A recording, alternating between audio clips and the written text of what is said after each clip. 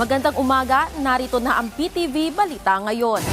Inilunsad ng Department of Agriculture o DA ang provincial-wide rollout ng 20 bigas meron na sa La Union. 200 sako ng bigas ang naibenta sa presyong 20 pesos kada kilo sa kick-off na ginanap sa Plaza de Santa Lucia sa Aringay. Nakakuha naman ang pamahalaang panlalawigan ng 500 sako mula sa Food Terminal Incorporated para sa paunang distribusyon. Ipapamahagi ang natitirang 300 sako sa iba't ibang bayan sa La Union sa March 2. Prioridad sa programa ang mga senior citizen, solo parent, person with disability at mga benepisyaryo ng 4Ps. Kabilang din ang mga magsasaka at mangingisda na nakatala sa RSBSA ng DA, mga tsuper, guro at minimum wage earners.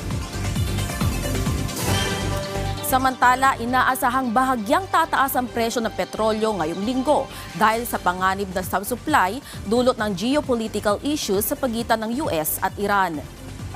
Ayon kay Jetty Petroleum President Leo Bellas, posibleng tumaas ang presyo ng 40 hanggang 60 centavos bawat kilo, habang ang gasolina ay maaaring umabot sa 10 sentimo bawat litro.